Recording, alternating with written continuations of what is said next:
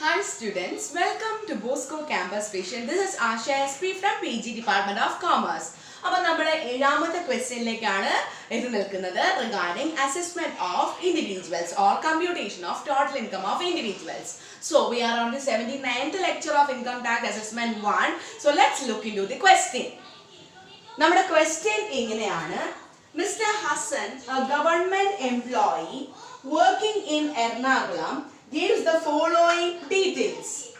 Salary rupees 20,000 per month, leave surrender 64,000, life insurance premium deducted from salary 4,000, house rent allowance 1,000 per month. He has been provided a small car for his official use. Running expense of the car paid by government amounting to 5,000 per month, including driver's salary.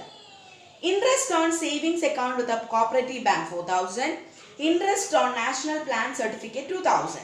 He has a house which has been occupied by his brother-in-law free of rent. The annual value of the house according to municipal value is 40,000. Then he paid municipal tax 1,000 and professional tax 3,000 during the year. So then life insurance premium paid by Mr. Hassan for wife 3,000. During the year he received 45,000 interest on debentures of a company.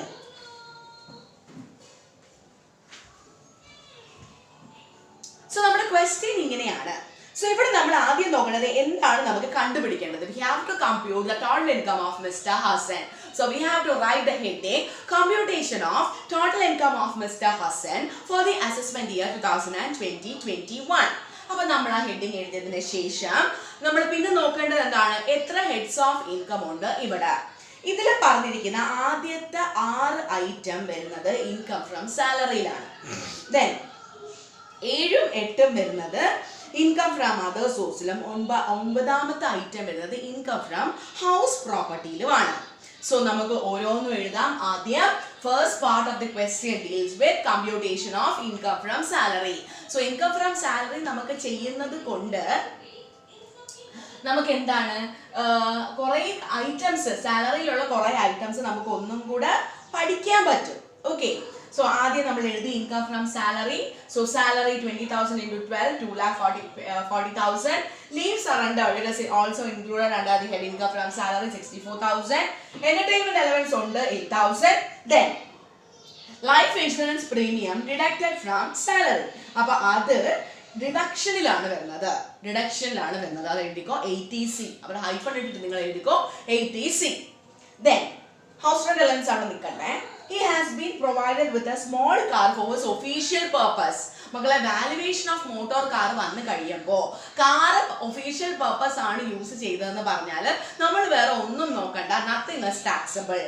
The car is used for official purpose only, nothing is taxable. വേറെ ഒന്നും നോക്കണ്ട. So value of car used for official purpose nil.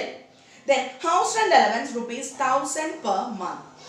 Actual HRA received ആണ് ആ തന്നിരിക്കുന്നത്. നമ്മൾ house rent അലവൻസിന്റെ ട്രീറ്റ്മെന്റിനെ രണ്ടായിട്ട് classify ചെയ്യും, living in own house and living in rented house. ഇവിടെ റെന്റ് ഒന്നും പറഞ്ഞിട്ടില്ല, അതായത് റെന്റിന്റെ കാര്യം ഒന്നും പറഞ്ഞിട്ടില്ലാത്തത് കൊണ്ട് അയാളുടെ സ്വന്തം വീട്ടിലാണ് താമസിക്കുന്നത് നമുക്ക് അസ്യൂം ചെയ്യാം. So employees living in rent own house ആണെങ്കിൽ nothing is full HRA is taxable. അപ്പം ഇയാള് ലിവിംഗ് ഇൻ ഓൺ ഹൗസ് ആണ് ഇവിടെ എഴുതണം. So living in own house because rent is not given in the question. Rent തന്നിട്ടില്ല. Rent തന്നിട്ടുണ്ടെങ്കിലാണ് നമ്മൾ എന്താണ് മനസ്സിലാക്കുന്നത്, the employees living in rented house എന്ന് മനസ്സിലാക്കുന്നത്. അപ്പൊ അവിടെ വരുമ്പോഴാണ് actual HRA receive, rent paid minus 10% of salary, 40 or 50% of salary നമ്മൾ നോക്കുന്നത്. സോ 12,000. അപ്പോൾ നമുക്ക് 12,000 ഫുൾ HRA is taxable. അവിടെ 1,000 പെർ മന്ത് ആണ്. സോ 1,000 into 12 ആണ് നമുക്ക് കിട്ടിയ 12,000 നമ്മൾ എഴുതി. സോ ഗ്രോസ് സാലറി എന്ന് പറഞ്ഞാൽ 3,24,000 ലെസ് ഡിഡക്ഷൻസ് അണ്ടർ സെക്ഷൻ 16. ഇത് 16(1), ഇത് 16(2), then 16(3). Okay, standard deduction 16(1)(a), ഇത് 16(2), ഇത് 16, പ്രൊഫഷണൽ ടാക്സ് 16(3). ഒന്നുകൂടെ പറയാം, standard deduction 16(1)(a), then entertainment element 16(2), professional tax 16(3). നമുക്കറിയാം സ്റ്റാൻഡേർഡ് ഡിഡക്ഷൻ എന്തായാലും വരും 40,000. പ്രൊഫഷണൽ ടാക്സ് നമ്മൾ എഴുതും. എത്രയാണ് പ്രൊഫഷണൽ ടാക്സ് കൊടുത്തേക്കുന്നത്?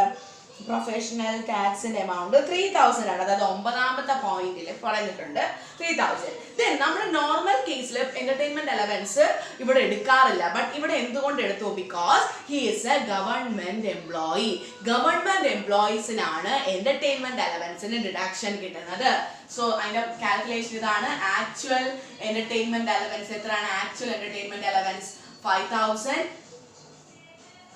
ദെൻ രണ്ടാമത്തത് ഓൺ സ്റ്റാറ്റ്യൂട്ടറി ലിമിറ്റ്. നമ്മൾ പറയുന്ന സ്റ്റാറ്റ്യൂട്ടറി ലിമിറ്റ് 5000 ആണ്. Then third one is 1/5 of salary.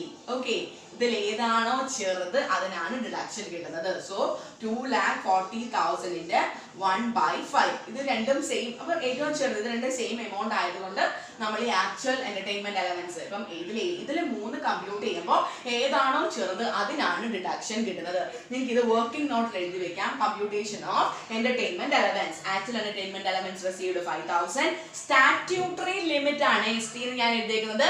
Statutory limit അതും 5000 തന്നെയാണ്. 1/5 ഓഫ് സാലറി, അതായത് 2,40,000 1/5. whichever is less is deductible. whichever is less is deductible. ഇവിടെ ചെറുത് 5000 ആയതുകൊണ്ട് നമ്മൾ അത് ഡിഡക്ട് ചെയ്തു. Are you clear? So entertainment allowance is given for government employees. So ഇത് മൂന്നും കൂടെ കുറയ്ക്കുമ്പോൾ നമുക്ക് 2,76,000 ആണ് നമ്മുടെ income from salary. Okay, so അപ്പോൾ നമുക്ക് ഇവിടെ ഇമ്പോർട്ടൻ്റ് ആയിട്ട് 2 കാര്യങ്ങൾ വരുന്നത് വാല്യുവേഷൻ ഓഫ് കാറും ഹൗസ് റെന്റ് അലവൻസിന്റെ കമ്പ്യൂട്ടേഷൻ ആണ്. Because he is living in own house, HRA fully is taxable. So അപ്പൊ ഇനി നമുക്ക് അടുത്ത പോർഷൻ, അതായത് ഇൻകം ഫ്രം അതർ സോഴ്സും income from house property total income നമുക്ക് നെക്സ്റ്റ് ക്ലാസ്സിൽ ഡിസ്കസ് ചെയ്യാം. That's all about with today's session. This is Asha SP signing off from Bosco Campus Vision.